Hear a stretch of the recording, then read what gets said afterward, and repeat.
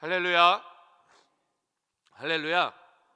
자, 가슴에 손을 얹고 오늘도 저를 따라해 주시기 바랍니다. 나는 하나님께 사랑을 받으며 하나님께 가치 있는 존재다.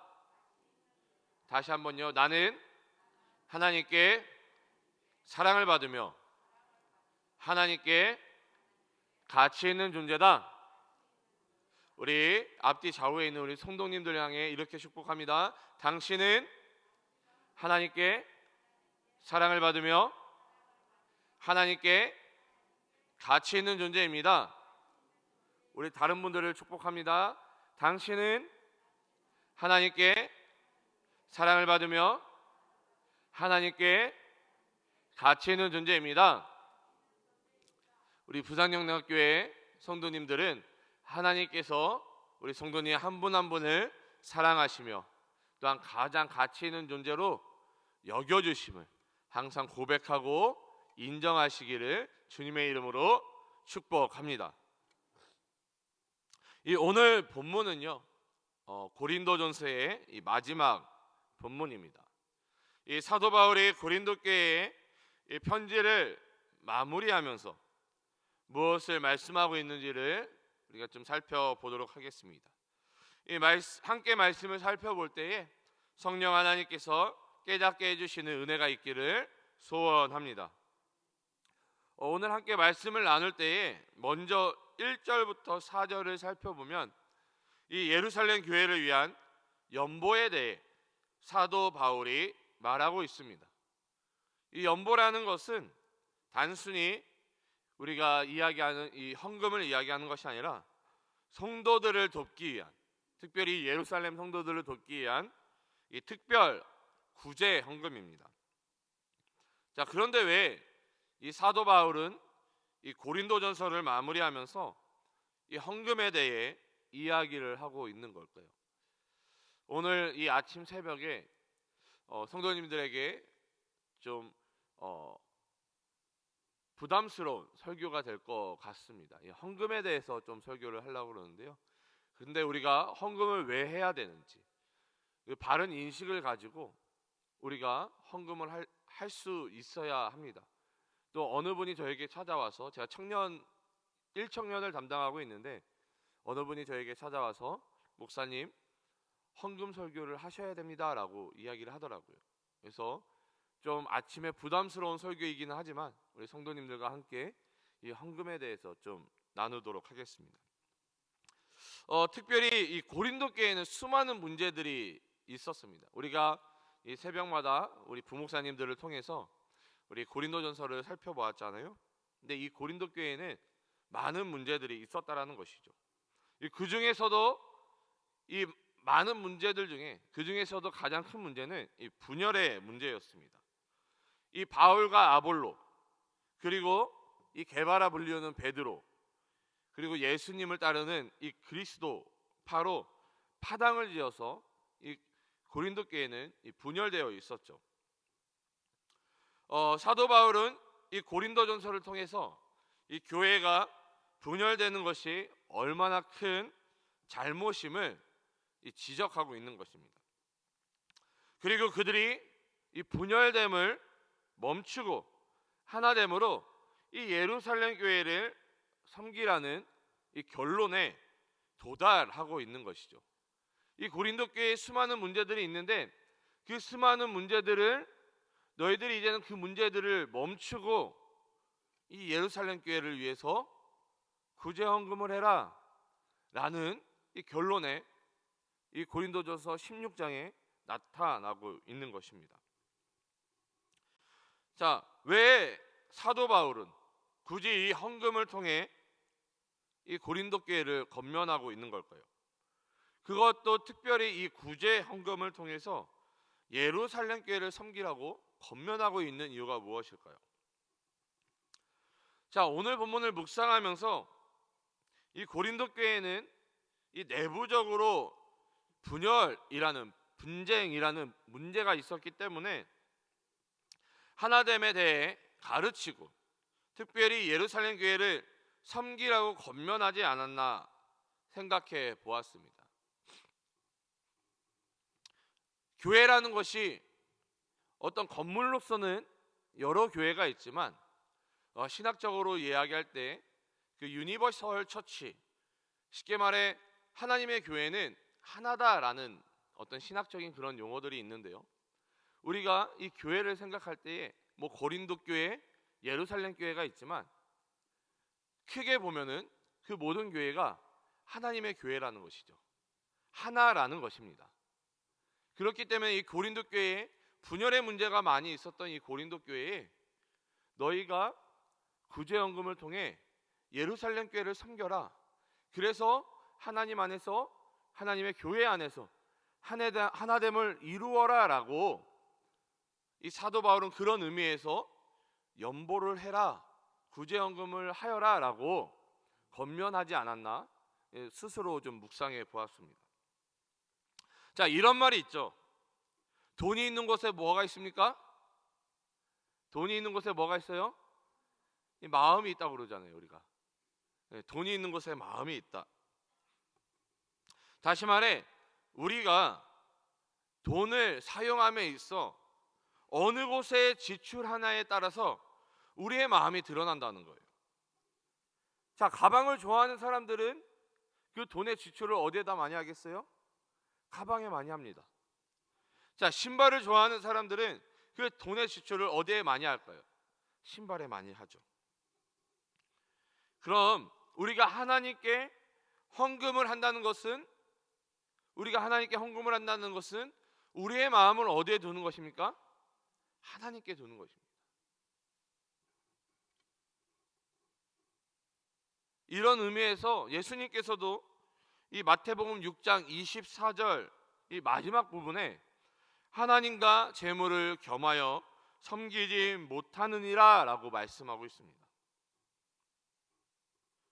자, 그런데 사실 이 마태복음 6장 24절 이 마지막 부분의 이 말씀은요, 이 재물의 영향력이 얼마나 큰지를 우리에게 알려주고 있습니다. 이 예수님께서는 하나님과 지금 무엇을 비교하고 있어요? 재물을 비교하고 있습니다. 하나님은 우리가 마땅히 섬기고 예배해야 될, 경배해야 될 대상이죠. 그런데 우리가 하나님을 온전히 섬기지 않으면 무엇을 섬길 수밖에 없다라고 이야기하고 있는 거예요. 예수님께서는 재물을 섬길 수밖에 없다라고 이야기를 하고 있는 것입니다. 여러분, 이 재물은요, 하나님처럼 인격을 가지고 있지도 않습니다. 그럼에도 불구하고 예수님께서는 이 재물이 하나님만큼이나 영향력을 가지고 있다라고 우리에게 경고하고 있는 것입니다. 제가 이 코로나 때문에 이 비대면 기간 동안 우리 일청년들과 함께 이 아침마다 영상으로 이 말씀을 좀 나누었습니다. 이 최근까지 사무엘상 말씀을 함께 나누었는데요. 여러분, 사울 왕이 하나님 앞에 어떠한 범죄를 저지릅니까? 사울 왕이 많은 범죄를 하나님 앞에서 짓게 되는데요. 특별히 이 사무엘상 15장 22절 이 마지막 부분을 읽어보면요, 순종이 제사보다 낫고 듣는 것이 수량의 기름보다 나으니 기록되어 있습니다. 이 말씀의 배경은 이 사무엘이 사울 왕을 책망하면서 한 말씀이죠. 그럼 사무엘이 이 사울을 책망한 이유가 무엇입니까? 이 사무엘상 15장 9절을 읽어보면 사울과 백성이 아각과 그의 왕과 소의 가장 좋은 것 또는 기름진 것과 어린 양과 모든 좋은 것을 남기고 진멸하기를 즐겨 아니하고 가치 없고 하찮은 것은 진멸하리라. 여러분, 사울이 보기에 좋은 것들은 취하고 좋지 않은 것들은 죽였던 것입니다. 하나님께서는 모든 것을 진멸해라, 모든 것을 죽이라 라고 명령하셨지만, 말씀하셨지만 사울은 하나님 말씀에 불순종하고 어떻게 행동한 거예요? 사사기 앞과 마지막을 결론 짓고 있는 말씀처럼 자기 소견에 오른 대로 행한 것이죠. 하나님 말씀대로 순종한 것이 아니라 자기 소견에 오른 대로 행하는 불순종의 죄를 지었던 것입니다.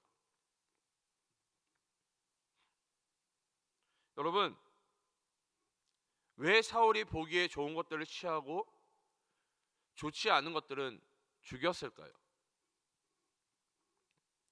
그 이유가 이 사울이 재물에, 하나님의 말씀보다는 재물에 마음을 빼앗겼기 때문입니다. 재물의 마음을 빼앗겼기 때문에 하나님 말씀에 불순종했던 것입니다. 그렇기 때문에 우리가 하나님께 헌금을 드릴 때에 인색함으로 드려서는 안 되는 것입니다. 자, 오늘 본문 2절을 읽어보면요, 매주 첫날에 너희 각 사람이 수입에 따라 모아두어서 내가 갈 때에 연보를 하지 않게 하라. 이 사도 바울은 지금 구제 헌금을 어떻게 해야 하는지를 이 고린도 교회 성도들에게 가르치고 있습니다. 자, 먼저 이 구제 헌금을 언제 하라고 이야기하고 있습니까? 매주 첫날에 구제 헌금을 하라라는 것이죠.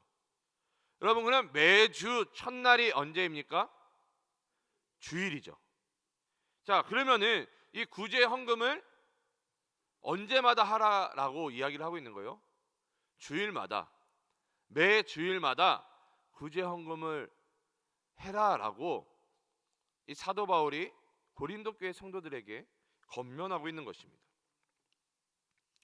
자, 그런데 이 매 주일 구제 헌금을 그냥 하는 것이 아니라 뭐에 따라 구제 헌금을 하라고 말씀하고 있어요? 자신의 수입에 따라. 자신의 수입에 따라 구제 헌금을 해라라는 의미는요, 작정해서 구제 헌금을 하라라는 말씀입니다. 여러분, 사실 이 교회의 재정은요, 우리가 작정한 대로 헌금을 하게 되면 아무런 문제 없이 교회 재정을 운영할 수 있습니다. 다시 말해, 우리가 작정한 헌금들이 어떤 게 있어요? 대표적인 것이 11조가 있죠. 이건 작정한 것이 아니라 하나님께서 우리에게 명령하신 헌금입니다. 자, 다시 말해서 우리가 11조만 제대로 드려도 교회가 재정을 운영하는데 어렵지 않다라는 것입니다. 자, 그런데 많은 교회들이 재정적으로 어려운 이유가 무엇입니까? 이 온전히 드려야 할 이 11조를 드리지 않기 때문에 이 재정적으로 어려운 것이죠. 재정적으로 어려우니까 어떻게 하는 거예요? 다른 어떤 금융권에서 대출을 받아 교회를 운영하는 것입니다. 그렇게 되다 보니 교회 재정이 더욱더 악화되는 것이죠. 자, 그러면 왜 우리가 이 하나님께서 명령하신 이 11조를 드리는 것이 어려울까요? 먼저 우리 안에 이 죄성으로 말미암아 예수님께서 말씀하신 것처럼 하나님과 재물을 겸하여 섬기려고 하기 때문입니다. 우리 안에 죄성이 남아 있어서 하나님도 섬기고 재물도 섬기기를 원한다는 것이죠. 또한 이 11조에 대한 잘못된 인식으로 우리가 제대로 된 11조를 드리지 않는 것입니다. 여러분, 우리가 보통 생각하는 이 11조는 수입의 10분의 1을 드리는 것으로 우리가 생각을 합니다. 여러분, 그렇게 생각하고 계시죠? 11조는 10분의 1을 드리는 것이다 라고 우리가 보통 그렇게 생각을 하고 있습니다. 자, 그렇기 때문에 어떠한 오해를 하게 되죠? 제가 다른 교회에서 사역을 할 때에 청년들한테, 다른 교회 청년들한테 이런 질문을 받아본 적이 있습니다. 목사님, 이 11조를 할 때 세금을 떼고 10분의 1을 드려야 됩니까? 아니면 세금까지 포함해서 10분의 1을 드려야 합니까? 라고 이제 질문을 제가 받아봤어요. 참 다행인 것은 우리 부산영락교회 성도님들은 믿음이 좋아서 또한 헌금 생활을 잘하고 계시기 때문에 제가 이런 질문을 받아본 적은 없습니다. 그런데 여러분, 이러한 질문, 세금을 떼고 드려야 됩니까? 세금까지 포함해서 드려야 됩니까? 라는 이런 질문은요, 우리가 11조에 대한 이 잘못된 인식으로 말미암은 것이다라는 것이죠. 여러분, 사실 11조는요 10분의 1이라는 어떤 10%를 의미하는 것이 아닙니다. 이 이스라엘에게 있어서 이 1이라는 의미는요 어떤 의미가 강하냐면요, 첫 번째라는 의미가 강합니다. 다시 말해 이 11조 10분의 1을 드리는 것이 아니라, 자, 1이 첫 번째라고 했으니까 뭐예요? 그러면은 하나님 앞에 내가 첫 번째 것을 드린다라는 의미에서 우리가 11조를 해야 된다라는 것입니다. 그런데 우리가 이 해석하는 과정에서, 또한 이것들을 적용하는 과정에서 우리가 하나님 앞에 첫 번째 것을 드린다라는 의미보다는 11조 10분의 1을 드린다라는 어떤 그런 개념이 강해져서, 그래 우리가 하나님 앞에 11조를 드릴 때는 10%만 드리면 돼 라는 인식이 굳어지게 되었다라는 것이죠. 근데 여러분, 우리가 첫 번째 것을 드릴 수 있으면은 또한 우리가 무엇을 드릴 수 있어요? 두 번째 것, 세 번째 것도 드릴 수 있는 것입니다. 우리가 자꾸 10분의 1이라고 생각을 하니까 이 10분의 1을 어떻게 하든 하나님 앞에 인색하게 드리기 위해서 세금을 제하고 10분의 1입니까? 세금까지 포함해서 10분의 1입니까? 이런 잘못된 결과를 나타나게 됐다는 것이죠. 또한 이 11조라는 것은 하나님께서 나에게 허락해 주신 이 모든 것들을 하나님께 다시 돌려드린다라는 의미도 가지고 있습니다. 여러분, 특별히 지금 우리가 이 새벽기도 가운데 우리 부목사님들을 통해서는 지금 우리가 고린도전서를 살펴보고 있지만, 이 담임 목사님을 통해서는 우리가 느헤미야서를 지금 살펴보고 있습니다. 그 중에 느헤미야서 3장을 좀 살펴보면요, 이 예루살렘 성벽 중수에 대한 부분이 나옵니다. 그때 각자 맡은 지역을 사람들이 분담하여서 성벽을 중수하죠. 그래서 52일 만에 성벽 재건이 끝이 납니다. 자, 그런데 느헤미야 3장 5절을 읽어보면요, 그 다음은 드고아 사람들이 중수하였으나 그 귀족들은 그들의 주인들의 공사를 분담하지 아니하였으며, 지금 모든 이스라엘 백성들이 이 예루살렘 성벽을 재건하기 위해서 서로 헌신하고 봉사하고 있는데, 지금 이 예루살렘 성벽 재건 이 공사에 누가 동참하지 않고 있어요? 드고아 출신의 귀족들이 동참하고 있지 않는 것입니다. 여러분, 이 드고아 출신 사람들이 이 귀족이 될 수 있었던 이유는 무엇입니까? 여러분, 이들이 귀족이 될 수 있었던 이유가 뭐예요? 하나님께서 그들에게 은혜를 주셨기 때문에, 하나님이 은혜를 주셨기 때문에 그들이 귀족이 될 수 있었던 것입니다. 여러분, 느헤미야가 술 맡은 관원장이 될 수 있었던 이유는 무엇입니까? 그가 왕의 최측근으로 성공할 수 있었던 이유가 무엇입니까? 하나님께서 느헤미야에게 예루살렘 성벽 재건이라는 사명을 주셨기 때문에 하나님께서 느헤미야가 이 성벽 재건이라는 사명을 완수할 수 있도록 왕의 최측근 술 맡은 간원장이 될 수 있도록 허락해 주신 것이죠. 마찬가지로 이 드고아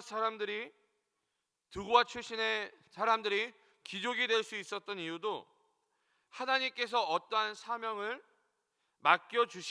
맡겨주셨기 때문에 귀족이 될 수 있었다는 것입니다. 그러나 그들은 하나님께서 사명을 완수하도록 주신 그 달란트와 은사를 온전히 사용하지 못했던 것입니다. 이 사명을 완수하라고 하나님께서 주신 이 달란트와 은사를 하나님의 사명을 완성하는 데 쓴 것이 아니라 누구를 위해서 사용했던 거예요? 자기 자신을 위해 사용했던 것입니다. 우리가 너무나도 잘 알고 있는 달란트 비유도 마찬가지입니다. 이 주인이 먼 길을 떠나면서 종에게 달란트를 맡깁니다. 그리고 종들은 이 주인이 맡긴 이 달란트를 통해서 열매를 남기죠. 자, 그러나 한 달란트 받은 종은 그것을 그냥 땅에 묻어버립니다. 자, 땅에 묻어버렸기 때문에 뭘 남기지 못해요? 열매를 남기지 못했던 것이죠. 하나님께서 우리에게 달란트와 은사를 주신 이유는 무엇입니까? 하나님께서 주신 그 사명을 완수하라라는 의미에서 우리에게 달란트와 은사를 주시는 거예요. 그러나 우리가 하나님께서 주신 이 달란트와 은사를 제대로 사용하지 못하면 이 한 달란트를 받았던 종처럼 하나님께서 우리에게 주신 그 달란트와 은사를 빼앗아 가실 수도 있다는 것입니다. 여러분, 하나님께서 우리에게 누군가에게 이 재정의 달란트를 주시는 이유, 또한 누군가에는 직분을 주시는 이유, 여러분, 이러한 달란트와 은사를 주시는 이유가 무엇입니까? 하나님께서 재정의 달란트, 직분의 달란트, 권력과 명예의 달란트를 주시는 이유는 다른 것이 아니라 하나님의 나라와 하나님의 영광을 위해, 또 하나님께서 주신 그런 달란트와 은사를 통해 잃어버린 하나님의 백성들을 찾게 하도록 하시기 위해 누군가에게는 재정의 달란트를, 누군가에게는 권력과 명예의 달란트를 허락해 주시는 것입니다. 제가 준비한 설교에는 이제 한 가지를 더 살펴봐야 되는데, 한 가지를 더 살펴보면 시간이 또 많이 흐를 것 같아서 좀 내용을 정리하도록 하겠습니다. 우리 주 안에서 사랑하는 부산영교회 성도 여러분, 하나님께서는 우리의 중심을 보십니다.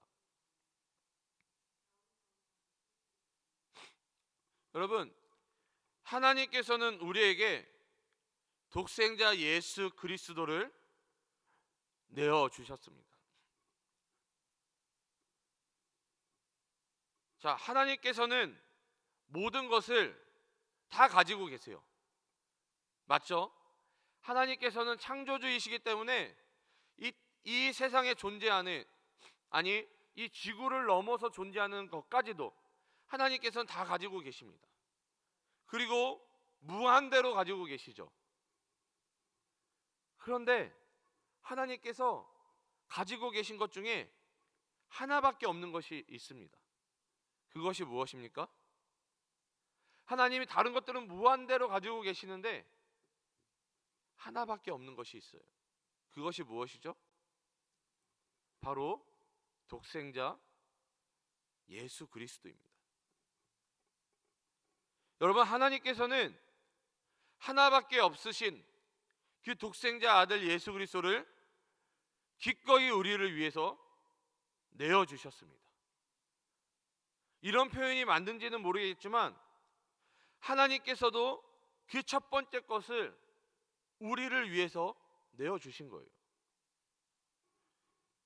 그렇기 때문에 우리도 하나님께 우리의 첫 번째 것을 내어드려야 됩니다. 하나님께서 먼저 첫 번째 것을 우리에게 내어 주셨기 때문에 우리도 마땅히 첫 번째 것을 하나님께 내어 드려야 되는 거예요. 그리고 이 첫 번째 것이라는 것은 모든 것을 의미하는 것입니다. 우리는 모든 것을 하나님께 온전히 내어 드릴 수 있어야 하는 것입니다. 이 재물의 마음을 빼앗겨서 하나님께 마땅히 드려야 될 것을 우리가 취하는 것이 아니라 온전히 하나님께 드릴 수 있는 우리 부산 영락교회 성도님들 되시기를 주님의 이름으로 축복합니다. 또한 초대교회와 같이 내 것, 이기주의의 모습이 아니라 서로의 물건을 통용하며, 또한 이 초대교회에 나타난 이 위로의 아들이라 일컫는 이 바나바와 같이 내 것을 나눔으로 말미암아 사람들을 위로했던 것처럼, 우리 부산영락교회 성도님들도 내가 가지고 있는 것을 나눔으로 우리 부산영락교회 성도님들을 위로할 수 있는 우리 모두가 되시기를 주님의 이름으로 축복합니다.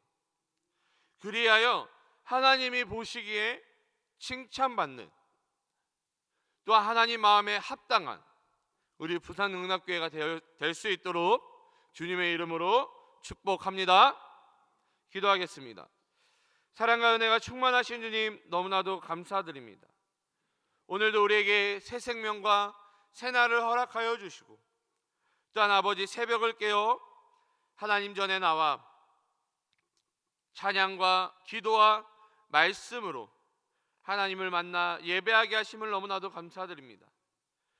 특별히 아버지, 이 고린도전서 16장을 통하여서 우리가 연보에 대해, 구제헌금에 대해, 또한 우리가 11조에 대해 이 아침 짧게 함께 메시지를 나누었습니다. 하나님, 우리가 하나님께 드리는 것이 하나님 부담이 될 수 있도록 우리에게 은혜를 더하여 주시옵소서. 하나님, 우리가 부담 없이, 또한 아버지 마땅히 드려야 될 것들을 우리가 숨기며 드리는 것이 아니라 우리가 하나님께 드릴 때에 그것들이 부담이 되는 정도로 하나님께 드릴 수 있는 믿음을 허락하여 주시고, 더 나아가 하나님, 우리가 하나님 앞에 드릴 때에 우리가 아버지 하나님께서 주신 것들에 감사하여서 마땅히 드릴 수 있는 우리들 되게 도와주시옵소서. 하나님, 속이는 자가 되지 않게 도와주시고, 하나님의 것을 탐내는 자가 되지 않게 도와주시고, 하나님 것을 빼앗는 자, 도둑질하는 자가 되지 않도록 주님 은혜를 더하여 주시옵소서. 하나님, 특별히 우리에게 하나님 먼저 사명을 허락하여 주사 그 사명을 이루어갈 때에 우리에게 또한 달란트와 은사를 허락하여 주시옵소서. 하나님, 허락해 주신 달란트와 은사를 통해 하나님의 나라와 하나님의 영광과 또한 잃어버린 영혼들을 찾는 데 쓰임받는 우리들 되게 주님 인도하여 주시옵소서. 특별히 오늘 이 아침, 이 새벽, 하나님 또한 잊어버리지 않고 하나님께 감사함으로 구별하여 드린 손길들이 있습니다. 하나님, 정말 이 구별하여 드린 손길들 하나님 기억하여 주시고, 특별히 이 예물이 쓰여지는 곳곳마다 하나님의 영광이 드러나며 하나님의 나라가 확장되게 그렇게 쓰여지는 예물 되게 도와주시옵소서. 특별히 드린 손길들 기억하여 주사 하나님 더 큰 은혜와 더 큰 축복, 더 큰 달란트와 은사를 허락하여 주셔서 하나님께서 허락하신 사명을 이루어가는 우리 손길들 되게 도와주시옵소서. 주님께서 그렇게 우리 부산영락교회 성도님들을 인도하여 주시고 동행하여 주시고 사용하여 주실 것들을 믿사오며 거룩하신 예수님의 이름으로 기도드립니다. 아멘. 하늘에 계신 우리 아버지, 아버지의 이름을 거룩하게 하시며 아버지의 나라가 오게 하시며 아버지의 뜻이 하늘에서와 같이 땅에서도 이루어지게 하소서. 오늘 우리에게 일용할 양식을 주시고 우리가 우리에게 잘못한 사람을 용서하여 준 것 같이 우리 죄를 용서하여 주시고 우리를 시험에 빠지지 않게 하시고 악에서 구하소서. 나라와 권능과 영광이 영원히 아버지의 것입니다. 아멘.